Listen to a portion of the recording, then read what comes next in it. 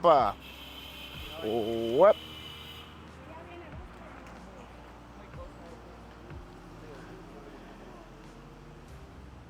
Súbelo, súbelo, súbelo. Uepa. Uepa.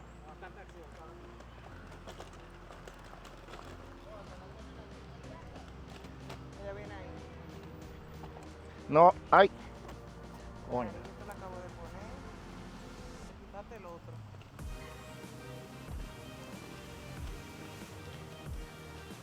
Bueno, señores, me agarró este sábado en el mirador con mi bebecita. Y vamos a tener una conversación con... Wow, esos motores, ¿eh? ¿Y dónde son esos motores? Yo no creo que sean aquí adentro. Vamos a tener una conversación con una de las periodistas, a mi juicio, más íntegras. Estamos teniendo una serie con periodistas íntegros, serios, que se la juegan, que no trafican. ¿Para acá? Aquí había como un mini golf antes, ¿verdad que sí? Sí, sí, mira, estos mismos, este caminito era eso. Ay, sí, sí, sí, sí, sí. Mira los hoyos, mi amor, mira. ¿Entiendes?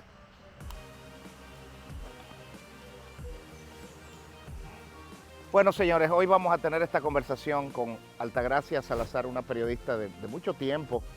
Recuerdo viéndola en los matutinos, recuerdo viéndola siempre sin doblegarse nunca, vertical, diciendo lo que piensa. Algunas veces quizás uno no de acuerdo con lo que ella piensa, a veces quizás uno pareciéndole que es radical en algunos puntos, pero una persona, y yo valoro tanto eso, que dice lo que le dicta su conciencia, equivocada o no, no lo que le dicta a nadie. Y con ella es que vamos a conversar en esta serie de entrevistas con periodistas de integridad que dicen lo que piensan.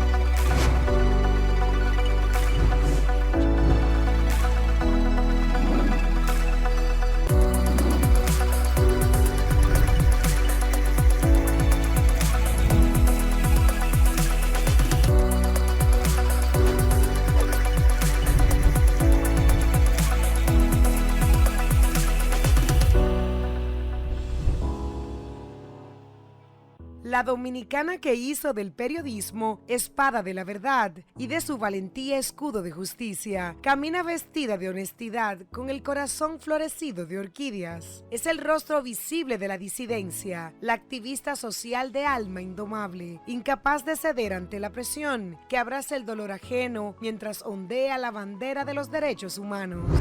Altagracia. Ay, Dios. Mi entrevistada la semana pasada fue tu amiga Ivonne Ferrer. Ivonne, hoy vamos a conversar de todo. ¿A qué edad tú te enamoraste por primera vez? ¿Pero cuál fue tu primer amor? ¿No? ¿Y quién te hizo mujer? Empezaste mal, Iván. Hermana mía. Yo estoy haciendo una serie. Escogimos 4 periodistas: Ivonne, Altagracia, Edith, Amelia. A mí lo que me abrió el espacio fue mi educación. Yo conocí este país entero haciendo encuestas a 25 pesos. Indira Navarro. Casi me estalla una bomba molotov. Se escuchó la detonación de un disparo. Yo soy la construcción de las oportunidades. ¿Te das cuenta? Sí, es una serie. Pero todas son como de... Y varias... todas son muy verticales. Y par de generaciones. Y 2 generaciones, pero verticales. Con sus estilos distintos y todas sus cosas, pero verticales. Porque el periodismo, tú sabes que se ha sumergido a veces en un fango peligroso una parte de ellos. Uchi Lora usaría un término cibaeño, te diría el periodismo macujea. Macojea. Macujea. Macujea. Ese término está bien. Pero a mí me place mucho, siempre he admirado mucho, y lo decía en la introducción, la manera en que te desenvuelves, la manera, tú dices lo que tú piensas. Y obviamente no todo el mundo tiene que estar de acuerdo, pero lo que yo valoro es cuando uno dice lo que uno piensa, cuando no es dictado por otro. Entonces eso es lo valioso y yo siento que eso es lo escaso. Más que decir lo que uno piensa, el tema de quienes somos periodistas profesionales es decir lo que está fundamentado. Yo pienso y creo y estoy convencida que parte de la discapacidad que puede tener el ejercicio profesional en la República Dominicana está en la falta de fundamentación de lo que se dice. El periodismo es el reino del dato. Sí. El periodismo es el reino del dato. Pero susténtalo, porque el problema es la sustentación, es la ¿no? sustentación. Entonces, uno se encuentra aquí con gente que dice, yo creo, yo pienso, yo esto, yo... Supuestamente.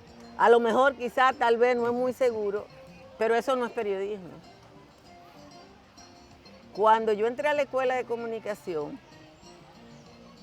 el primer ejercicio que ponía el profesor Juan Bolívar Díaz en su clase era tratar de que uno describiera el aula.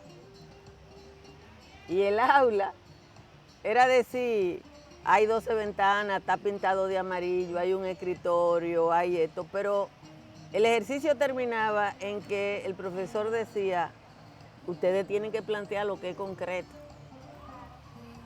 Y lo que es concreto es esto, o sea, no hay lugar a una interpretación cuando tú estás hablando de cosas concretas.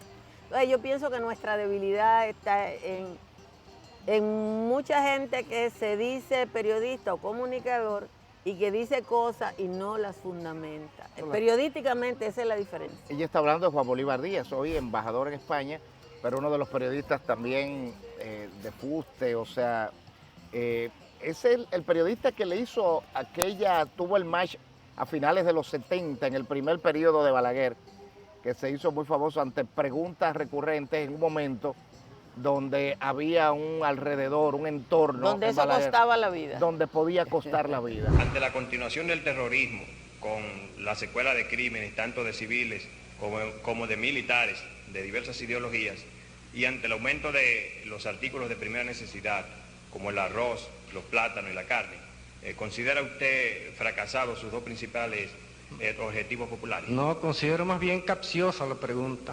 Y de hecho costó. Sí, y al mismo Juan Bolívar le posteriormente. pusieron una bomba. Sí. Sí, a Juan Bolívar le pusieron una bomba, creo que en el 74. Bueno, yo lo viví muy pequeñito. Mis padres eran de la izquierda y a mi casa iba Guido Gil, Hasbún, Amin Abel, Pedro, ¿cómo se llama?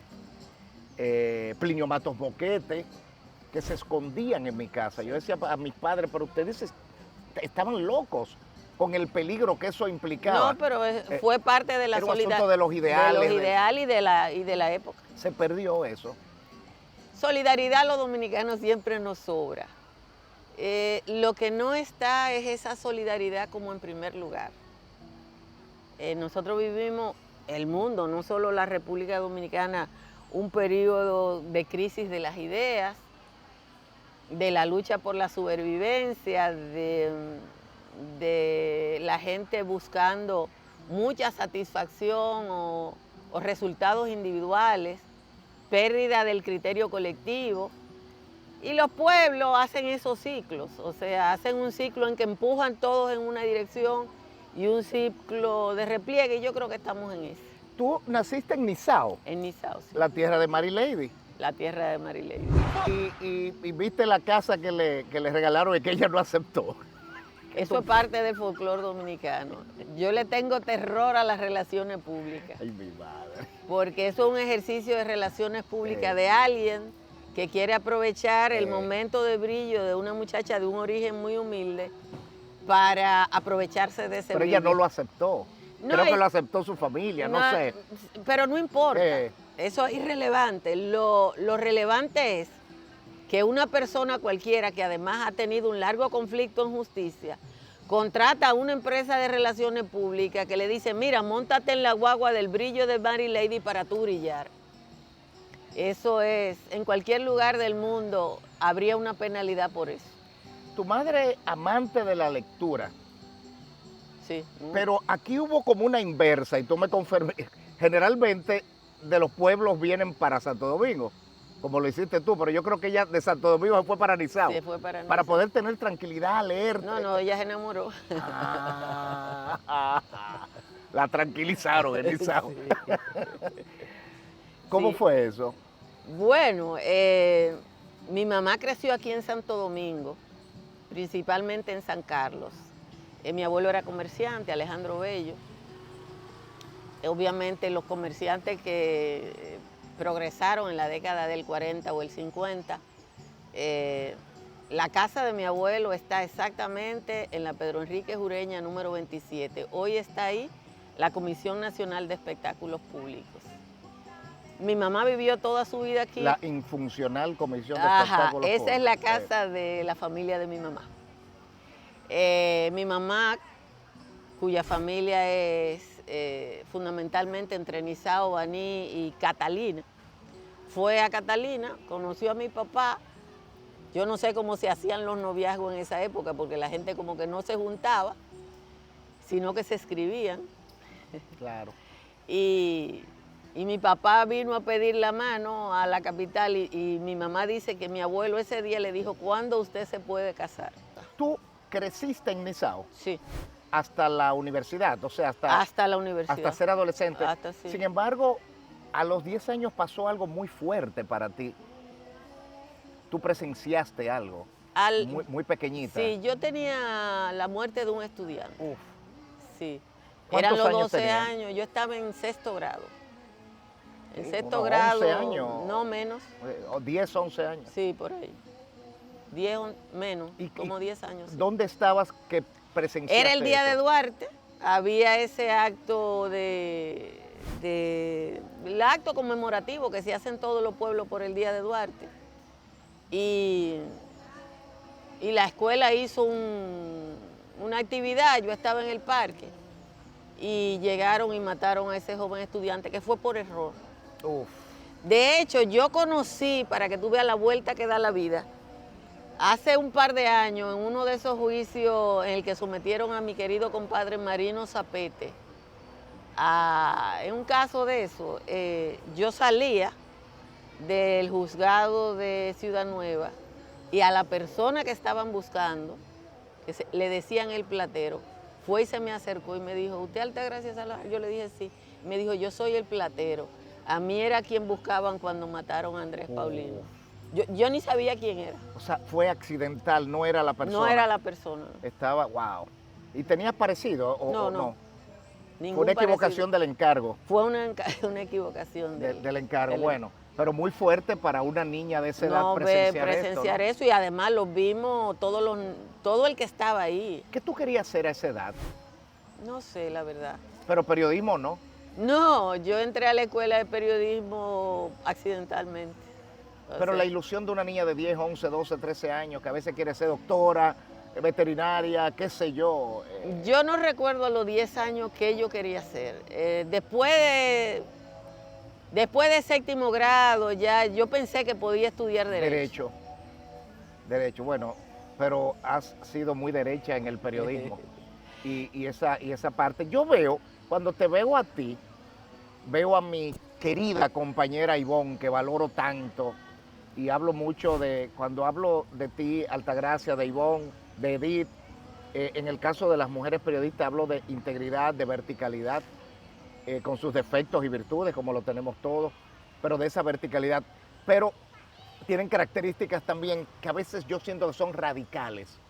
Cuando creen en algo no hay nada como que les haga desviar el paso. Se lo dije a Zapete cuando lo entrevisté hace como 4 años en su casa y se incomodó él, tuvimos un match ahí. A mí, ¿qué es lo que pasa? Tú no me vas a oír de bocina del poder. El poder no necesita que lo defiendan, aun cuando un gobierno haga una cosa bien hecha, para eso se le paga. Yo no estoy de acuerdo con eso. ok. Eso me plantea Ivonne Ferreira, que es muy similar a ti en esas posiciones fuertes. Pero yo siento que a veces ustedes como que se radicalizan. Te decía ahorita que el periodista tiene que fundamentar lo que dice en el dato. Y el dato es concreto. El dato no es una idea, no es lo que yo pienso. El dato te dice si es cierto o no es o cierto. no es cierto. Si No es el juicio de uno. No es el juicio personal. Yo fundamento lo que digo en un dato. Si yo te digo que las exportaciones de República Dominicana han tenido una caída en los últimos 2 años, yo te estoy diciendo un número. Pero entonces, ¿cuándo uno hace juicio de valor? Tú haces un juicio de valor cuando tú estás exponiendo lo que tú crees sobre algo. Como yo estoy diciendo que creo que ustedes son un tanto radical. Eso puede ser un juicio de valor. Eso es un juicio de valor. Porque quizás yo no tengo la sustentación. Tú no tienes el medidor de eso. O sea, fíjate cómo ahora acabamos de hacer Sí, eso tú Porque puede ser una percepción. Puede ser una percepción, pero si no tiene fundamento, siempre va a ser Pero, un juicio. ¿lo eres o no? Yo soy coherente. Okay. Y defiendo la coherencia. Y si te demuestran que eso no era así. Reconozco que me equivocó, porque yo no soy infalible. Se supone que el infalible es Dios. Ivonne, para reconocer Ivonne es difícil. Yo no tengo problema con eso. Pero por eso hago el esfuerzo que hago. Edith a veces me decía, cuando trabajábamos juntas, que yo me excedía en la confirmación de un asunto. Pero eso es lo que le evita a uno el pedir perdón. Por eso le puse a este título transparencia. Oigan bien, no fue que me equivoqué, puse transparencia con M y P, no N y S. Porque yo quiero que ustedes me digan en esta época de la transparencia que Abinader exhibe tanto, ¿por qué la Cámara de Diputados no puede mostrar su nómina como la muestran todas las instituciones públicas? Tú tenías que caminar muchos kilómetros para ir a la escuela, Altagracia. Muchas veces, porque yo vivía en Nizao, estudié en el colegio Nuestra Señora de Fátima, que está en Baní. En esa época Baní era más lejos porque eran otras carreteras. Y más estrecha. Y todo era. Pero además, era una época en que no había mucho transporte público. En Nizao habían 5 o 6 carros. Mi familia podía darme el pasaje, pero yo decía que te daban el pasaje y el dinero era cuadrado porque tú no tenías a quién pagarse. Hablamos de los 70, principios de los 70. 70, sí. Plena era de los 12 años. De los 12 años. De hecho, mi graduación... Mira, nos mandan un cafecito aquí, si tú lo aceptas. Sí, si no tiene azúcar, sí. Nuestra amiga Camil. Qué lindo está este coladito, Camil, qué bueno verte. ¿Tienen azúcar? ¿No tienen? No, azúcar. Yo soy bebedora de café. De hecho, es mi único vicio. La azúcar es una de las peores drogas. Si uno pudiera bebérselo así. Dicen que el mundo cambió cuando el cerebro descubrió el azúcar. Sí, porque es adictivo.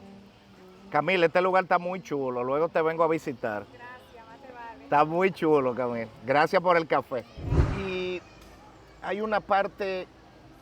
Tú has tenido que vivir muchos momentos difíciles desde corta edad, porque por ejemplo a los 14 años tuviste también que vivir una experiencia muy fuerte, muy cercana. Mi hermano mayor fue asesinado.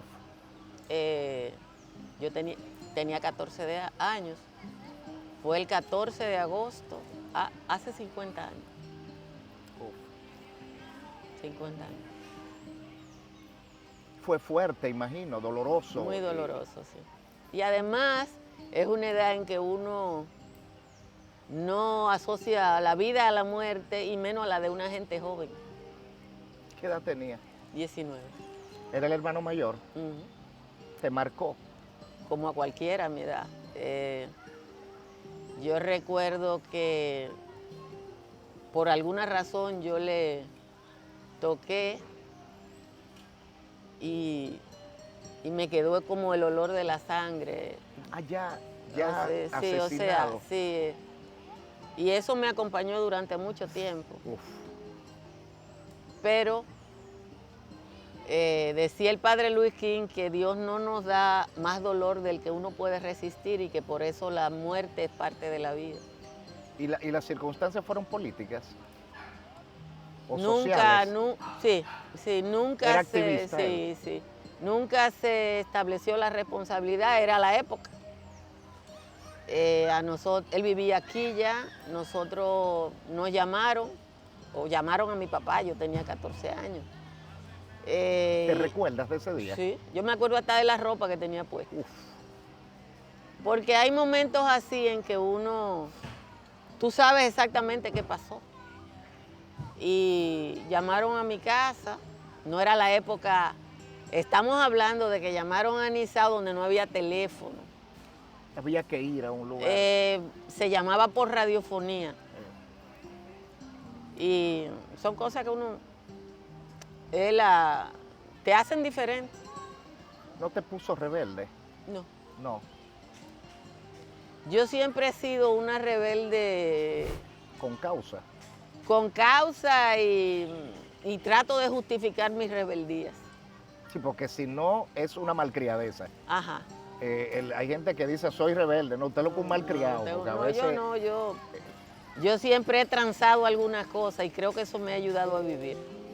Pero que has tenido que vivir tantas cosas. Ya hace pocos años, en plena época del COVID, fallece tu padre también, ¿no? Mi papá y mi mamá fallecieron con 10 meses de anticipación. Epa. Digo, de diferencia. De diferencia. Mi mamá muere, bueno, ahora va a ser en septiembre del 2020, en pleno COVID. Septiembre del 2020, en pleno COVID y todavía sin vacuna. Sin vacuna. Y mi papá en julio del año siguiente. Yo creo que mi papá se murió de pena. ¿Eran muy unidos? Sí, y después que tú tienes 63 años casado con una persona, en los últimos años de su vida,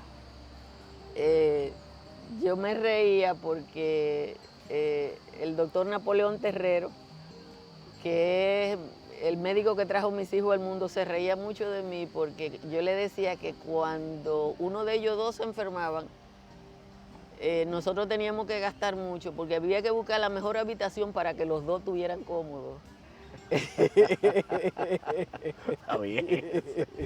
La morena de Nizao, que nació guerrera y madrugadora en la costa, que no conoce el miedo y es el orgullo de su tierra. Hija de don Augusto Antonio Salazar y doña Yolanda Bello, de quienes aprendió el amor por la tierra, al mar y a los libros. Bajo la influencia de Juan Bolívar Díaz, moldeó su criterio periodístico, el maestro que le otorgó aquella primera oportunidad. Más de 4 décadas de una trayectoria que la colocan como referente nacional del periodismo. Pero vamos a hablar de cosas también. Tú eres una activista social activa. Activa, sí. ¿Ah? Y estuviste muy inmersa en la Marcha Verde. Ahorita a las 10:30, 11 vamos a estar transmitiendo la Marcha Verde desde la Olímpica Ciudad de La Vega. Sí. De frente, ¿no? ¿Qué te llevó ahí? Mira, los países, las sociedades tienen momentos que obligan a la gente. Eso era un momentum. Exacto, obligan a la gente a quemar las naves. Yo no sé qué habría pasado en República Dominicana si la gente no entiende, como entendió en ese momento, que había que ponerle fin a lo que estaba pasando. ¿Qué estaba pasando? Bueno, los niveles de corrupción que vivía la República Dominicana, ni siquiera nosotros lo que estábamos... ¿Te refieres al gobierno de Danilo Medina? Al gobierno de Danilo Medina, ni siquiera quienes estábamos en Marcha Verde sabíamos el tamaño de la corrupción. Nosotros sabíamos que había una gran corrupción y que la corrupción permeaba la sociedad completa. Porque tiene que haber complicidad con el sector privado. Con todo, permeaba todo. Entonces, cuando ahora en los juicios, que te dicen 6.000 millones de pesos, o sea, para mí eso, 14.000 millones de pesos. Participación Ciudadana acaba de hacer un resumen que dice son 56.000 millones de pesos. Solo en los juicios, en lo que está en justicia, en 4 juicios. Entonces, en lo que no está en justicia, en lo que terminó, en lo que fue Sunlan, en lo que fueron una serie de contratos, en lo que el Estado simplemente erogó recursos. Yo creo que el país entero, que no fui yo la que dije no, hay que salir, sino que fue el país completo. Yo era parte de una oleada. La corrupción es sistémica. O sea, hay corrupción también en este gobierno. Claro que hay. Mucho menos, pero la hay. Y creo que la diferencia es que no hay complicidad. ¿Tú sabes cuál es la diferencia? La intolerancia a la corrupción que se quedó marcada. Correcto. Ahora cuando tenemos un caso, nosotros tenemos ahora mismo el caso del Intran, hay un contrato, ¿por qué siguieron? O sea, la gente cuestiona, pregunta. El mejor ejemplo es el caso de Danilo, que decía, ¿cuál corrupción? Dígame, o sea, Está ese famoso video cuando él dice eso. Presidente, en otro orden, la posición del gobierno gobierno frente a lo que advierte el embajador dominicano, que la corrupción podría alejar inversiones existentes y que podrían venir? ¿Pero cuál corrupción?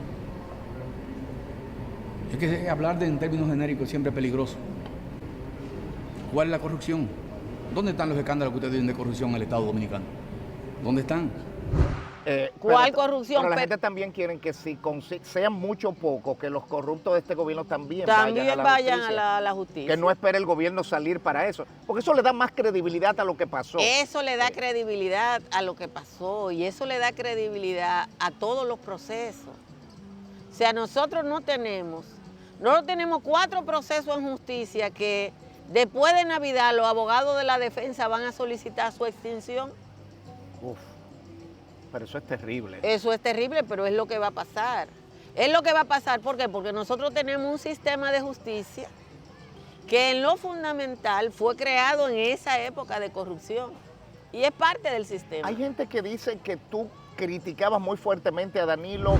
El hombre que nos gobernó durante 8 años, llamado Danilo Medina, nunca privó en ser un teórico de la política.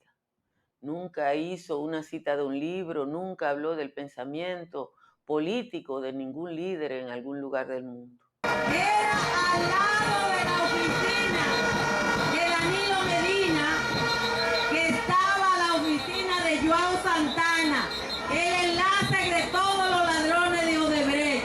La verdad, señores, es que cuando uno ve ese cuadro, uno tiene que decir que dónde está el genio de Danilo Medina que nos vendieron durante años. Y a Luis Abinader no. Aunque tú dices que Abinader es el gobierno de los popis y RD es guaguaguá. No, tú no dices mucho eso. Yo digo que el gobierno de Abinader es un gobierno fundamentalmente muy conservador para lo que yo creo. Demasiado. Y creo que aquí hay 2 países. O sea, nosotros tenemos un país del que disfruta una élite y tenemos otro país. Y creo que Abinader no se ha dado cuenta de eso. Todavía él no se ha dado cuenta de eso. Después de 4 años, de más de 4 años. Después de 4 años. ¿Tú crees que no se ha dado cuenta? No se ha dado cuenta. ¿Tú crees en la intención de él, en la buena intención? Yo creo que es un hombre decente y no soy mezquina en eso. Pero al presidente Abinader, por ejemplo, hace unos días, yo te digo que yo soy una fanática del dato. Fanática, o sea, es que yo no te puedo cuestionar a ti cuando tú me estás diciendo algo que tiene un fundamento. Y pienso que en el gobierno se plantean muchas cosas que son ideas y las ideas tienen derecho a ser defendidas, pero que son cuestionadas por el dato. Pero es todo sustentarlo. Déjame decirte una cosa, este gobierno no tiene oposición mediática creíble. No tiene. ¿Y qué significa eso? ¿Y qué implica eso para el país? Eso implica un daño a la democracia como lo era en la época del PLD. Es lo mismo. Nosotros tenemos un periodismo y un ejercicio de la comunicación adocenado. O sea, si tú eres el que paga los anuncios, tú... ¿Te condicionas? Te condiciona. Y yo no critico eso en el sentido de que cada persona elige su práctica y cómo vive. Pero a la democracia dominicana no le hace bien. Yo quiero, antes de ver esta, Jonathan Liriano de la Marcha Verde, también comulgan, tienen ideas muy parecidas y tiene unas palabras. Un segundo elemento destacar de Altagracia Salazar, que no se ve quizás, no se comprende cuando se observa su ejercicio periodístico, es la gran calidad humana y la belleza de su personalidad. Si ustedes se fijan, algunos se han fijado, en su vida cotidiana, aunque Altagracia Salazar no lo exprese explícitamente, en ella hay una gran belleza, una gran hermosura en sus actos cotidianos. Su casa es la casa de sus amigos. Es una mujer que se dedica a la belleza, a las flores, a procurar el bien común permanentemente. Altagracia es la alegría, es la solidaridad con la gente que es cercana a ella, con su familia y con todos los que de alguna manera nos hemos acercado a ella, y ella de manera desinteresada nos hace parte incluso de su familia. Bueno, ahí está Jonathan Liriano. Muy talentoso. Un relevo. Un relevo generacional digno, ¿no? La voz de su legado se paseó por Nuevo Diario, Radio Televisión Dominicana, Teleantillas, Telecentro, CDN, El Caribe, RNN, La Z101 y otros. A quien madruga fue una de sus producciones más aplaudidas. La bióloga de segunda mano, apresada por defender movimientos campesinos, que venció las arritmias cardíacas, las presiones y 2 demandas, cuyo carácter pausado suele ser la mejor respuesta, quien celebra en su patio los más cálidos encuentros. Tú le escribiste una carta abierta al presidente, ¿tenía que ver con el Código Penal o algo? Sí. ¿Qué te motivó? Me motivó. Mira, la sociedad dominicana es conservadora y el mundo vive ahora un auge conservador. Y cuando yo vi lo que se pretendía aprobar en el Congreso Dominicano... ¿No podías quedarte callada? No, yo no podía quedarme callada porque yo soy madre. Madre soltera, por cierto. Sí, y soy... fundamentalmente tía, abuela, pero abuela, porque mis sobrinas crecieron conmigo y sus hijos y sus hijas son mis nietas. Y cuando yo vi lo que se pretendía aprobar como Código Penal, no solo en el tema de las 3 causales, sino en otros elementos de derecho, en lo que tenía que ver con la corrupción, con los tribunales militares, yo dije, uno no se puede quedar callado. Uno no se puede quedar callado. No te lo perdonarías, ¿no? No, yo no. Mira, yo estoy en la postrimería de mi carrera. Yo no soy de la gente que va a ir con un bastón o una silla de rueda a un medio de comunicación. Yo creo en el relevo. Yo veo a gente como Jonathan, como Millicent Uribe, como Natalia Mármol, como lo que son, el relevo. No hay imprescindibles en el mundo. Y como yo estoy en la postrimería de mi carrera, yo quisiera dejar un país mejor que el que yo encontré. Claro. Ese es mi lema. Yo quiero dejar un país mejor que el que yo encontré. Si no lo logro, por lo menos lo intenté. Hay gente que ni siquiera lo intenta, por lo menos de conseguir el colectivo, y se enfocan en conseguir el individual. Sí, pero hay una Pero un cosa... bienestar individual para vivir en un entorno de malestar. Pero te voy a decir, ¿no? una cosa. Alguien decía... Y de desigualdad. Hay una cosa que me enseñó una monja hace todos los años del mundo. Todavía vive. Y yo le dije, yo era adolescente y ella se iba del país. María José Cartagena. Y yo le dije, María José, era una mujer muy culta, muy... María José, ¿cómo es que una mujer buena moza, linda, habla casi yo cuánto idioma, decide ser religiosa? Y ella me dijo, porque aprendí a tiempo que la sonrisa más grande es la que tú ves en la cara del otro y que tú no ves la tuya. Y eso a mí me ha ayudado hace años a andar buscando la sonrisa de los otros y a sentirme bien. Porque tienes que sentirte bien contigo misma. Contigo, pero además... Tú tienes que tener amor dentro para dar amor. Para ¿no? dar amor, pero además, porque la experiencia de la vida es, y lo que tú ves en el mundo, es que tú no puedes crear tu propia felicidad aislado. Hay algo que es interesante.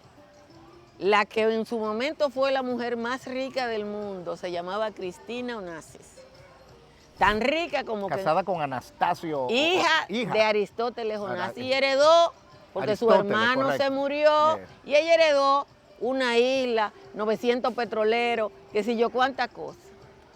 Ella murió porque se suicidó en casa de una amiga en Buenos Aires. Y cuando a esa amiga le dicen, esta mujer que tiene una isla propia, aparentemente teniéndolo todo. Teniéndolo todo, viene a morir en un pequeño apartamento de 2 habitaciones que no tiene una bañera en Buenos Aires. Y le preguntan, y esa amiga dice, bueno, yo creo que yo era la única persona que le decía que no. Y probablemente el no que ella esperaba era el que le evitaría suicidarse. Entonces, no hay nada, ninguna de las cosas que tú puedes comprar te llenan la vida, y aprender eso es bueno. Lo material para nada te llena si tú no tienes una base espiritual. Y bueno, y lo material bien habido, ¿no? Yo quiero que veas, Handry Santana es nuestra guionista, y ella logra en 1 minuto y algo plasmar de alguna manera parte del trayecto de gente que este país valora como tú. y quiero que veas. La madre que crió sola a sus hijos y entrenó su felicidad, que baila, cocina, colecciona especies y disfruta viajar. Tan genial que no necesita tanto, que se niega al poder o los recursos del tren público, porque su independencia es su riqueza. Perdió 4 trabajos en 8 meses, pero no le arrebataron su esencia. Una migrante digital que un día sin maquillaje abrió las puertas de su patio para compartir sus ideas y continuar levantando a todos aquellos que confían en su palabra. Esta vez desde plataformas digitales. Su nombre es marca de orgullo nacional, la dueña de tantas victorias desde su dignidad. Altagracia Salazar. Demasiado laudatorio. Simplemente ahí voy contigo. Describía lo que has sido. No le pone de más, quizás de menos. En periodismo hay que evitar los adjetivos, porque los adjetivos, aún en este caso que me favorecen obviamente, no se cuantifican. Y yo sigo prefiriendo el dato. Sí, la objetividad va más allá de la preferencia a uno mismo. De hecho, eso es lo que la hace grande. Ajá, pero... Cuando uno le cuestiona, aún sea que vaya a favor de uno. Sí, yo creo que como ciudadana dominicana a mí me tocó asumir alguna responsabilidad en su momento, pero también debo decir algo, y eso yo le he dicho a mucha gente que me ha dicho, se necesitan muchas Altagracia Salazar, y yo le digo, no, hay muchas, lo que no tienen el privilegio de un micrófono en la mano. ¿Has tenido muchas tentaciones? ¿Se te acercan aún sabiendo de qué estás hecha? Buscan la manera. Ah, se van te buscan, sí. No, mira, este es un lado débil, esta persona puede inducir, o esta circunstancia. O alguien influye, hay una persona siempre que influye, o buscan la manera. O ella tiene quizás esta necesidad que hay que paliarle, o sea. Sí, pero llega un momento de la vida en que obviamente que yo digo que yo ahora soy millonaria porque ya yo crié a mis hijos y ellos son independientes económicamente y todo eso. Pero aprender a vivir con poco hace que todo lo que tú tengas sea mucho. ¿Te has autocensurado? Nunca, no. Lo que me he arrepentido. ¿De qué? De errores que he cometido profesionalmente. ¿Cómo cuáles? Bueno, yo he defendido, yo tengo esa tendencia a defender a los que yo considero que son más débiles. Y por ejemplo, en algún momento defendí grupos que yo entendía que eran grupos débiles que ameritaban ser defendidos y después me daba cuenta... En contra de los fuertes. Ajá, me daba cuenta que eran parte de... Y los débiles no tenían cómo defenderte de los fuertes. No, los débiles... Está Dios. No, pero esa gente débil era parte de un sistema corrupto y yo de eso me arrepiento. Ah, bueno, dice débil de debilidades. Yo digo débil, no débil porque no tenían poder. Había gente humilde, pobre, que estaban enfrentando y tú te ponías de su lado y después te dabas cuenta que eran parte de esquemas de corrupción y ese tipo de cosas. Zapete es una persona muy cercana. Muy cercana. Tienes 3 nietas, 3 hermosas nietas, pero a propósito de la cercanía con Zapete, que es alguien que también respetamos mucho, él tiene a Yokaira Zapete, valiosísima. Tuvimos la oportunidad de tenerla en el show del mediodía, desde Madrid, me parece, desde España. Ella vive en Barcelona. Desde Barcelona. Ivonne, encantada de verte. No te imaginas lo feliz que me hace verte. Bueno, he estado aquí siendo testigo de esta discusión acalorada de un tema que es controversial, yo creo que en todas partes del mundo. Y haciendo cosas maravillosas. Eres la madrina de ella. Es una ahijada muy especial. Bueno, pues ella tiene una palabra para ti. Este equipo no es fácil. A ver, ¿qué puedo decir yo de mi madrina? Mi madrina es simplemente un ser maravilloso, de los más especiales que yo tengo en mi vida. Ha sido una mujer que no solo me ha inspirado profesionalmente, sino en lo personal.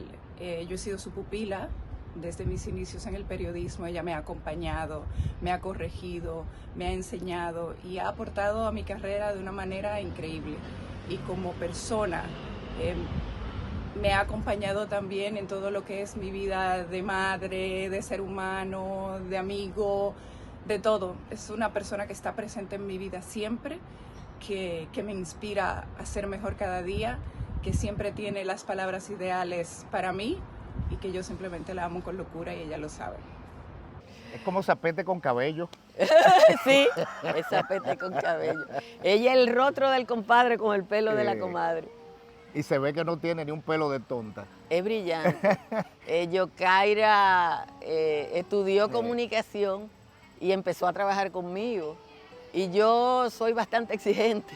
Dime una cosa, Altagracia, yo se lo he preguntado a Ivonne. Periodistas y mujeres como ustedes, autosuficientes, con carácter, ¿se le hace difícil volver a tener pareja? Es que intimidan.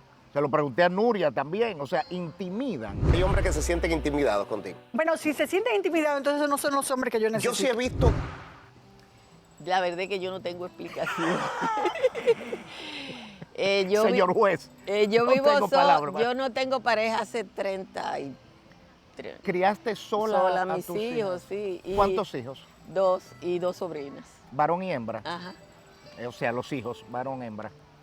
Sí. ¿Y te sientes orgullosa de haberlos criado? Absolutamente. Mis hijos son adorables, diferentes.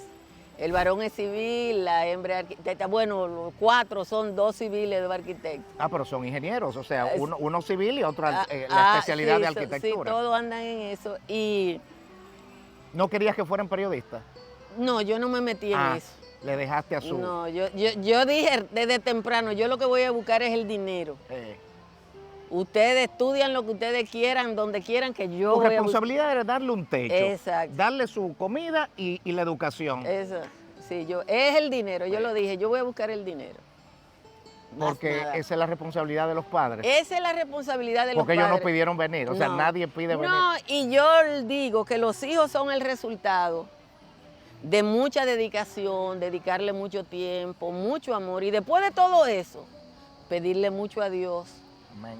Porque hay gente que hace lo mismo, que le da mucho tiempo, mucho amor, mucha dedicación, responde económicamente y no tiene la suerte. No te salen como... de tener hijos que por lo menos la gente les reconozca que son gente sana. ¿Qué tú haces en tu tiempo libre? ¿Tienes? Ahora sí, más, ¿verdad? Ahora sí. ¿Qué tú haces? ¿Te gusta la música? ¿Te gusta bailar? Bueno, yo cultivo orquídeas, leo mucho.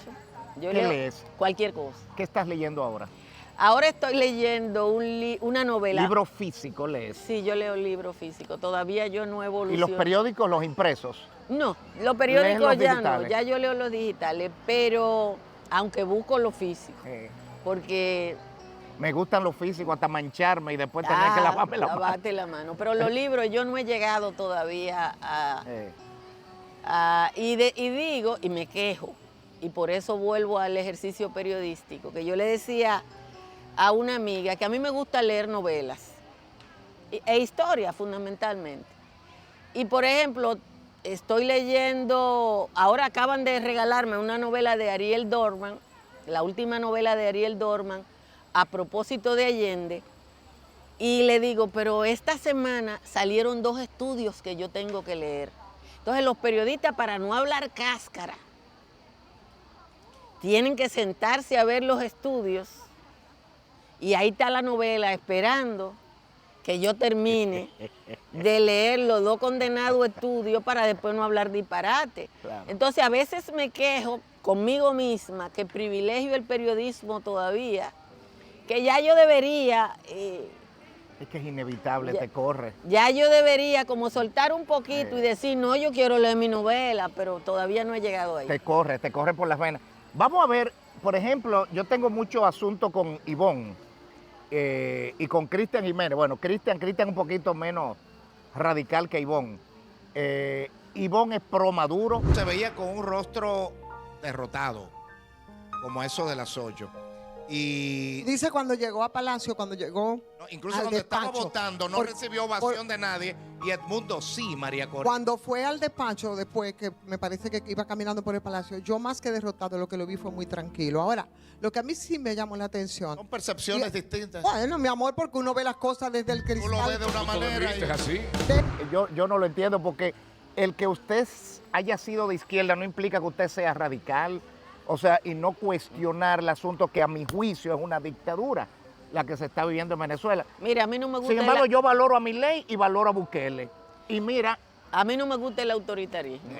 De ningún sitio. Y valoro a Lula, que es de izquierda. Yo no tengo que ver izquierda o derecha. Es que el problema no es si sean de izquierda. Yo creo que Maduro es falsa izquierda.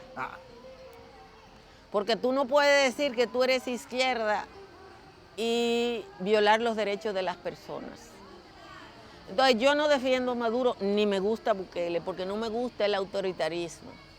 Yo digo que yo tengo una vocación levantisca, que eso es natural.